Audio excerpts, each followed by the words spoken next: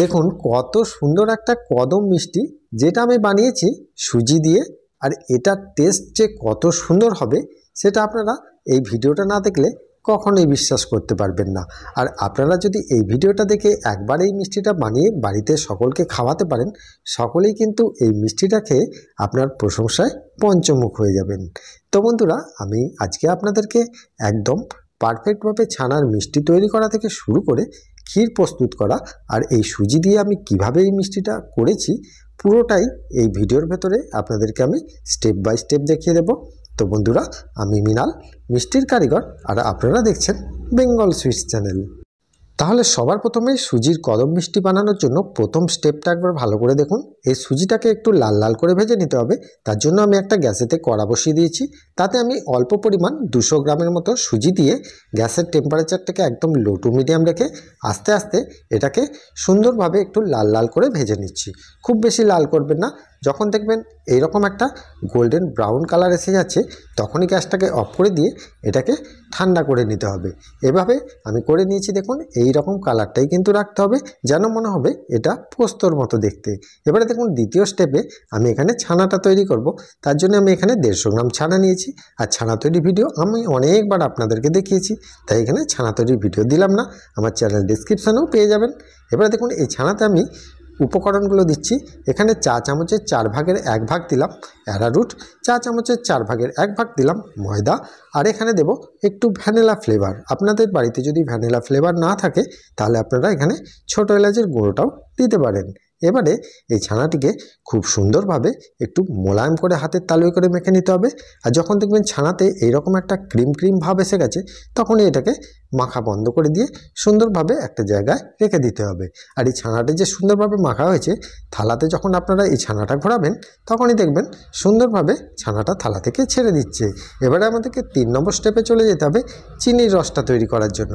এখানে তার জন্য দেখুন ওই 250 গ্রাম দইয়ের কাপে করে আমি কিন্তু 2 কাপ মানে 500 গ্রাম চিনি আর 2 কাপ জল মানে এখানে 400 ml এর মতো জল আমি এখানে দিয়ে দিলাম। দিয়ে এই চিনির রসটাকে ফুটিয়ে একটা রস তৈরি করে নেব, সাধারণত মিষ্টিগুলো ফোটানোর জন্য। আর এই মিষ্টিগুলো যেখানে ফুটবে তার জন্য রসটাকে একটু হাতে করে দেখবেন যেখানে রসটা কিন্তু খুব পাতলাও নয় আর খুব নরমও নয়, এইভাবে করে নিতে হবে। এবারে দেখুন 3 নম্বর স্টেপে আমাদেরকে ছানার বলগুলো তৈরি করে নিতে হবে। এখানে এই যে ক্ষীর কদমগুলো করব তার জন্য ছোট্ট ছোট্ট একটা মিষ্টি তৈরি হয় যেটা সাধারণত ক্ষীরের ভেতরে থাকে। এবারে দেখুন এখান থেকে আমি একটা লেচি তৈরি করে ছোট্ট ছোট্ট যে রসগোল্লাগুলো 6 টাকা পিসের হয় তার হাফ, তার মানে একটা রসগোল্লা থেকে 2 পিস করতে হবে। তার মানে দেখুন এরকমভাবে ছোট্ট ছোট্ট আকারে করতে হবে। খুব বড় করলে ক্ষীর কদমগুলো বড় বড় হয়ে যাবে। এই রকম সাইজের করে নিলেই হয়ে যাবে। এইগুলো করে নেওয়ার পর এগুলোকে সুন্দরভাবে একটু পাকিয়ে নিতে হবে। পাকিয়ে নিলে কি হবে, এর সুন্দর শেপটাও এসে যাবে। আর পাকানোর সময় অবশ্যই মাথায় রাখবেন এর ভেতরে কোনো রকম কাটা বা ফাটা দাগ না থাকে, তাহলে কিন্তু এটা রসে দেওয়ার সময় ফেটে যেতে পারে। এভাবে আমি সব মিষ্টিগুলো পাকিয়ে নিয়েছি। এবারে আমাদেরকে স্টেপ চলে যেতে হবে যে এগুলোকে রসে ফোটাতে হবে। তার জন্য দেখুন যে রসটা আমি করে রেখেছি সেই রসটা ফুটছে, আর ওই রসের মধ্যে আমি কিন্তু এই ছানার বলগুলো সব দিয়ে দেব। দিয়ে গ্যাসের টেম্পারেচারটাকে একদম হাই করে দেব, হাই টু মিডিয়াম করে দিয়ে এতে আমি 1 চামচের মতো ময়দা একটা কাপেতে অল্প করে জল দিয়ে ভালো করে গুলিয়ে নেব। গুলিয়ে নিয়ে ওই রসের মধ্যে দিয়ে দেব। এটা দেবার কারণ আপনাদের মনে প্রশ্ন আসবে যেটা আমি কেন দিচ্ছি। এটা দিচ্ছি সাধারণত মিষ্টির দোকানে যে পদ্ধতিতে মিষ্টিগুলো ফোটানো হয় সেই পদ্ধতিতেই আপনাদেরকে দেখানোর জন্য এখানে আমি এটা দিলাম। আর দেখবেন এটা দেওয়ার সঙ্গে সঙ্গেই ম্যাজিকের মতো মিষ্টিগুলো নিচের দিকে ডুবে যাচ্ছে আর ওপরের দিকে ফেনাগুলো হয়ে যাচ্ছে। আর এইভাবে করতে করতে আপনাদেরকে 15 মিনিট ফোটাতে হবে। ফোটালেই কিন্তু এটা তৈরি হয়ে যাবে। এবার এটা ফোটাতে ফোটাতে আপনাদেরকে 3টে স্টেপ করে নিতে হবে 5 মিনিট অন্তর অন্তর। 5 মিনিট ফোটানোর পর এখান থেকে একটা তুলে দেখতে হবে যে মিষ্টিগুলো কোনো রকম এখানে ফাটা বা কাটা দাগ আসছে কিনা। যদি দেখেন যে এরকমভাবে সুন্দর গাটা চকচক করছে তখনই কিন্তু বুঝতে হবে মিষ্টিগুলো পারফেক্টভাবে ফুটছে। এখানে আর কিছু করার দরকার নেই, শুধুমাত্র রসটা একটু দেখবেন। যদি দেখেন মোটা হয়ে গেছে তখনই এতে দিতে হবে একটা 250 গ্রাম দইয়ের কাপে করে 1 কাপ জল নেবেন। পরিমাণটা দেখিয়ে দিচ্ছি জলটা কতটা দিতে হবে। 1 চাটু নেবেন। 1 চাটু নিয়ে অল্প অল্প করে জলটাকে একটু রসের মধ্যে দিয়ে গরম করে করে এখানে একটু খাইয়ে দেবেন। আর খাওয়ানোর সময় মাথায় রাখবেন কখনোই মিষ্টিগুলো ঝাঁপটা যেন বন্ধ না হয়ে যায় আর এইরকমভাবেই ঝেঁপে থাকে। দেখতে পাবেন এইভাবে করতে করতেই কিন্তু মিষ্টিগুলো হয়ে আসবে। আর এই মিষ্টিগুলোকে একটু মোটা রসের করতে হবে, এর প্রসেসটাও আমি দেখিয়ে দিচ্ছি। এবারে এখানে 5 মিনিট পর, মানে এখানে 10 মিনিট হয়ে গেল, 5 মিনিট 5 মিনিট 10 মিনিট, 10 মিনিট ফোটার পর আমি কিন্তু মিষ্টিগুলোকে একবার দেখলাম যে পরিষ্কারভাবে ফুলে গেছে। 10 মিনিট ফোটার পরেও আমি কিন্তু এটাকে একদম 15 মিনিট ফুটিয়ে নিলাম। 15 মিনিট ফুটিয়ে নেবার পর এখানে আমি দেখছি রসটা অনেকটাই মোটা হয়ে গেছে। 15 মিনিট পর আমি এটাকে বুঝবো কী করে যে মিষ্টিগুলো আমাদের পারফেক্টভাবে হয়েছে। সেজন্য দেখুন একটা জলেতে আমি কিন্তু ওখান থেকে একটা মিষ্টি তুলে জলের মধ্যে দিলাম। দেবার পর আমি কি দেখছি যে মিষ্টির মধ্যেও কোনো রকম টোল বা চ্যাপ্টা দাগ আসছে কি না। আমি এখানে দেখতে পাচ্ছি কোনো রকম কোনো চ্যাপ্টা দাগ বা টোল দাগ আসেনি, তার মানে মিষ্টিগুলো আমাদের পারফেক্ট হয়ে গেছে। যদি দেখি যে এখানে চ্যাপ্টা দাগ আসছে বা টোল দাগ আসছে, তখন কিন্তু মিষ্টিগুলোকে আরও কিছুক্ষণ ফুটিয়ে নিতে হবে। এবারে দেখুন এই মিষ্টিগুলোকে আমি যে বাকি জলটা রেখেছিলাম 250 ml দইয়ের কাপে করে, ওই জলটা আমি এক চাটু প্রথমে খাইয়েছি, আর এখানে দ্বিতীয়বারে পুরো জলটা আমি খাইয়ে দেব। দিয়ে আরও কিন্তু 2-1 মিনিট একটু ফুটিয়ে নেব। তাহলে কি হবে, মিষ্টিটা সুন্দরভাবে আরও ভালো ফুলে যাবে, আর রসটাও কিন্তু অনেকটা পাতলা হয়ে যাবে। এবারে দেখুন রসটা যে পাতলা হয়ে গেছে, এই রসের মধ্যে রাখলে হবে না, এটাকে একটু মোটা করতে হবে, কারণ নাহলে ক্ষীরকদম্বের ভেতরে যখন আমরা ভরবো রস কেটে যাবে। সেই জন্য দেখুন এটা 1 মিনিট ফুটিয়ে নেবার পর হাতে নিয়ে দেখবেন রসটা কিন্তু এখন পাতলা আছে। তাহলে এটাকে মোটা করতে গেলে 1 চাটুর মতো চিনি এখান থেকে নিয়ে অল্প অল্প করে ছড়িয়ে দেবেন। ছড়িয়ে দিয়ে এটাকে আরও 1 মিনিট ফুটিয়ে নেবেন। এটা ফুটে গেলে চিনিটাও গলে যাবে, আর চিনিটা গলে যাওয়ার পর এই রসটা কীরকম মোটা রাখতে হবে সেটাও আমি আপনাদেরকে দেখিয়ে দিই। এখান থেকে হাতে করে রসটা নিয়ে যখন দেখবেন একটা তারের মতো সৃষ্টি হতে হতে কেটে যাচ্ছে, মানে হাতে নিয়ে আপনি টানছেন কেটে যাচ্ছে, মানে এক তার নয় কিন্তু এটা, ভালো করে বুঝুন, এক তার নয়। এক তার হলে কিন্তু এটা জমে যাবে। আর এক তারের আগের প্রসেসটায়, মানে হাতে নিয়ে যখন আপনারা এইভাবে চিটটা দেখছেন যে চিটটা কেটে যাচ্ছে, তার মানে এটা মোটা রস হয়ে গেছে। এর থেকে বেশি মোটা রস আর করবেন না। এবারে নামানোর সময় অবশ্যই এই ছানার বলগুলোকে এইভাবে নেড়ে নেড়ে রসের ভেতরে ডুবিয়ে দিতে হবে। এইভাবেই নাড়বেন, নাড়তে নাড়তেই কখনোই নাড়াটা বন্ধ করবেন না, এইভাবে কন্টিনিউ নেড়ে যাবেন। যখন বুঝতে পারবেন যে মিষ্টিগুলো কিছুটা অংশ রসের মধ্যে ডুবো হয়ে গেছে, তখনই কিন্তু নাড়া বন্ধ করে দিতে হবে। এখানে দেখুন এই নাড়াটার ওপরেই কিন্তু মিষ্টিগুলো পরিষ্কারভাবে সুন্দরভাবে টোল আসবে না, এইভাবে নাড়তে হবে। দেখুন কত সুন্দরভাবে মিষ্টিগুলো অনেকটাই রসের মধ্যে ডুবো হয়ে গেছে। তখন আমি এটাকে নামিয়ে ঠান্ডা করে নেব। এবারে দেখুন এখানে ক্ষীরটা তৈরি করতে হবে কদম মিষ্টিটা বানানোর জন্য। তার জন্য এখানে একটা কড়াতে আমি জল দিয়ে ভালো করে মাখিয়ে দিচ্ছি, কারণ ক্ষীরটা তৈরি করতে আমাদের অনেকটাই টাইম লাগবে। কড়াটায় জলটা মাখিয়ে দিলে দুধটা ধরার সম্ভাবনাটা অনেকটা কমে যায়। এবার দেখুন এখানে আমি 1 লিটার লিকুইড দুধ, গরুর দুধ নিয়েছি, আর এখানে আমি 1 চামচ চিনি দিয়ে দিলাম। এই চিনিটা আমি কেন দিলাম আপনাদের মনে প্রশ্ন আসবে। এই চিনিটা দিয়ে দিলে দুধটা আপনারা যত জোরেই ফোটান না কেন, দুধটা 90% সম্ভাবনা কম থাকবে কড়ার গায়ে লেগে যাবে না, খুব কম লাগবে। এবারে দেখুন এতে ফ্লেভারের জন্য আমি দিয়ে দিচ্ছি 2টো ছোটো এলাচের মুখটাকে একটু ফাটা করে এতে দিয়ে দিলাম। এবারে গ্যাসের টেম্পারেচারটাকে একটু হাই করে দিয়ে আস্তে আস্তে এটাকে নাড়তে হবে।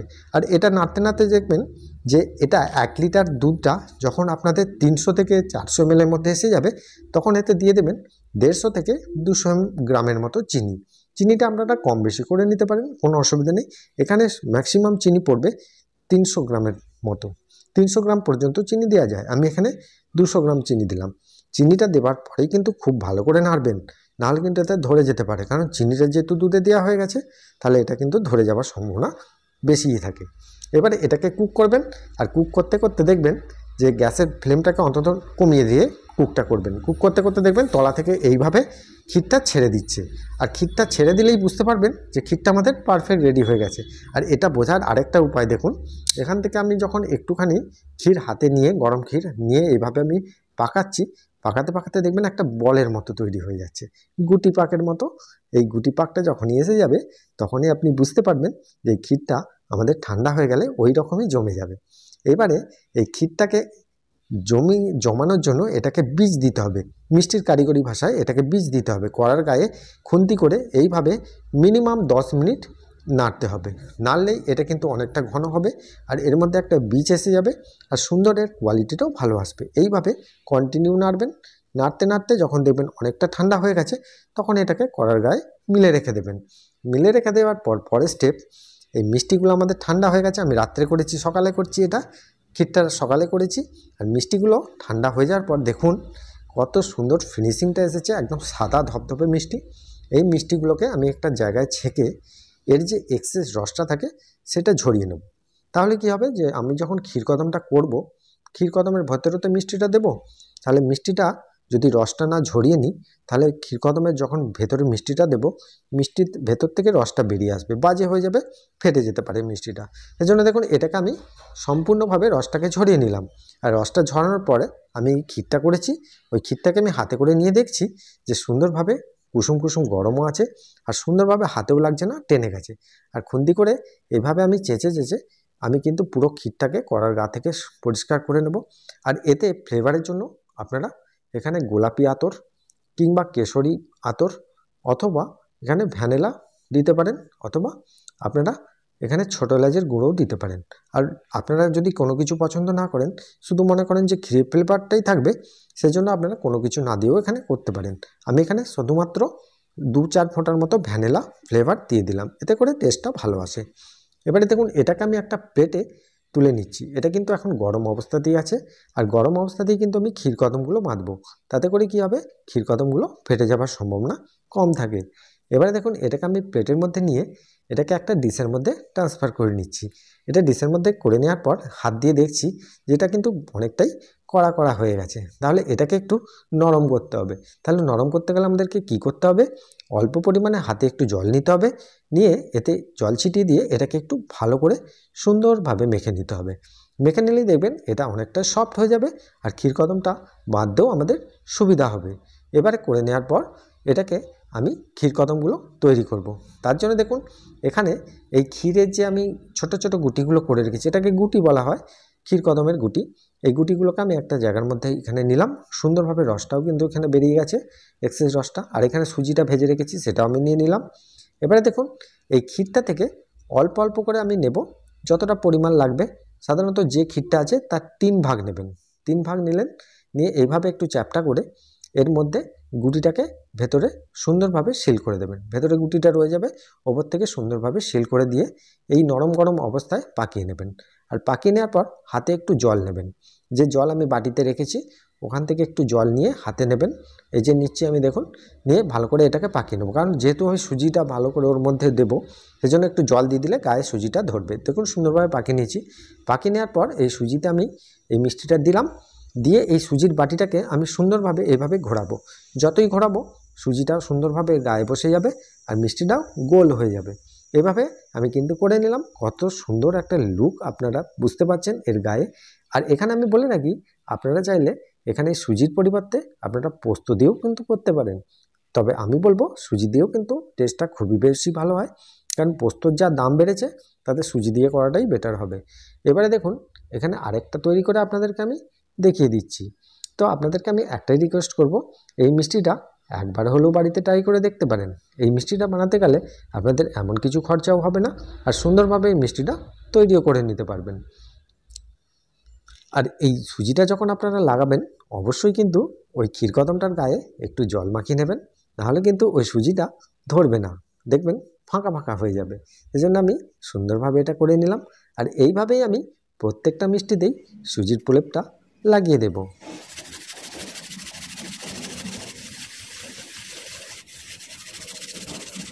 আর এইভাবে ঘুরিয়ে ঘুরিয়ে করবেন। আর এইভাবে ঘোরালে কি হবে, সুজিটাও সুন্দরভাবে ধরবে, আর গায়ে কিন্তু গোল ভাবটা সুন্দরভাবে দেখা যাচ্ছে। এইভাবে আমি প্রত্যেকটা মিষ্টিতে আমি সুজিটা লাগিয়ে নিলাম। লাগিয়ে নেওয়ার পর দেখুন এই লুকটা কত সুন্দর লাগছে দেখতে, দেখেই মনে হচ্ছে এখনই যেন আমি খেয়ে নিই।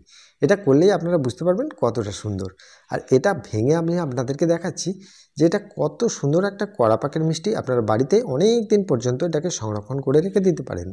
এবারে দেখুন একটা ভাঙার পর কত সুন্দর যে ক্ষীরের যে প্রলেপটা আমি দিয়েছি, কত সুন্দর একটা ফাঁপ এসেছে, আর ভেতরে মিষ্টিটাও কত সুন্দরভাবে আসছে। আর এই মিষ্টিটাও আমি ভেঙে দেখাবো আপনাদেরকে, ভেতরের যে মিষ্টিটা আমি দিয়েছি সেই মিষ্টিটা কীরকম বা কতটা স্পঞ্জি হয়েছে, আর ভেতরে কতটা জেলি ভাব আছে সেটাও আমি দেখাচ্ছি। দেখুন এখান থেকে আমি যখন টিপছি, ভেতর থেকে সুন্দরভাবে রসটা বেরিয়ে বেরিয়ে আসছে। আর এটা যখন মুখে দেবেন, সুন্দরভাবে একটা কামড় দিলেই মুখে মিলিয়ে যাবে।